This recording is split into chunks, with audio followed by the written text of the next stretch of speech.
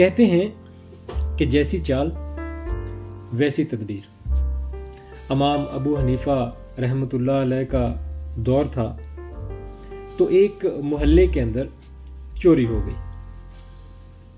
اب اتفاقاً بات یہ ہوئی کہ نارملی ایسا ہی ہوتا ہے کہ جو چور ہوتے ہیں کہتے ہیں گھر کا بیتی لنکا ڈائے، تو بدقسمتی سے اسی محلے کے چوری والا وہ آواز سے تو چوروں نے پکڑ لیا اور وعدہ لیا کہ یاد رکھو اگر تم کسی کو بتاؤ گے تو تمہاری بیوی کو طلاق ہو جائے گی۔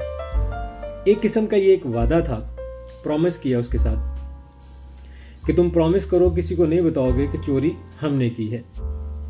تو آدمی بیچارہ بہت ہی پریشان ہو گیا۔ امام ابو حنیفہ رحمۃ اللہ علیہ ان کی بات میں حاضر ہوا اور فرمایا حضور میں بہت پریشان ہوں۔ آپ نے دریافت فرمایا تو اس نے کہا کہ ایسے ایسے واقعہ پیش ہوا ہے، تو اب مجھے کوئی راستہ نظر نہیں آتا، یا تو میں اپنا عہد توڑوں تو میری بیوی کو طلاق ہو جائے گی، یا اپنا سامان کھو دوں ہمیشہ کے لیے، اور میری ساری زندگی کی محنت یہی تھی۔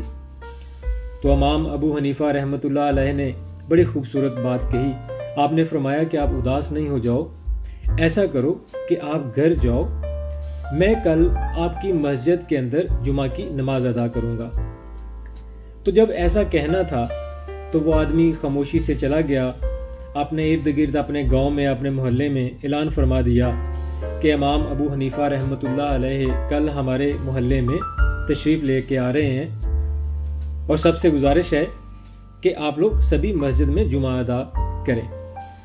تو یہ فرمانا تھا، مقررہ وقت ہوا، جمعہ کی نماز ادا کی گئی، تو امام ابو حنیفہ رحمۃ اللہ علیہ نے کہا کہ میں ایک ایسی تدبیر کروں گا کہ مال بھی مل جائے گا اور تمہاری بیوی کو طلاق بھی نہیں ہوگی۔ آدمی مطمئن تھا تو اس نے کہا حضور جیسے آپ کا فرمان۔ چنانچہ ایسا ہی ہوا۔ تمام لوگ جب مسجد کے اندر داخل ہوئے تو تمام دروازے بند کر دیے گئے، صرف ایک دروازہ کھول دیا گیا، اور آپ نے اس آدمی سے فرمایا کہ صرف آپ نے ایک کام کرنا ہے کہ جیسے ایک آدمی دروازے سے باہر ہوگا تو آپ نے فرمانا ہے کہ یہ چور نہیں ہے، یہ چور نہیں ہے، اور جب جس کے بارے میں آپ کو پتا ہے کہ یہ چور تھا تو جب یہ گزرے گا تو آپ نے خاموش رہ جانا ہے۔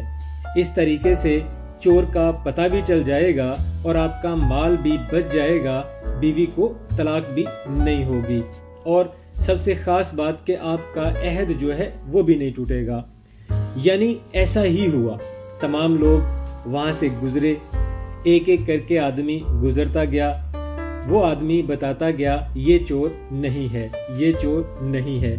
جب وہی آدمی جس نے چوری کی تھی وہ گزرنے لگا تو آپ خاموش رہ گئے۔ اسی طرح حضرت امام ابو حنیفہ رحمۃ اللہ علیہ بیوی طلاق سے بچایا اور اس آدمی کا مال بھی دریافت کیا۔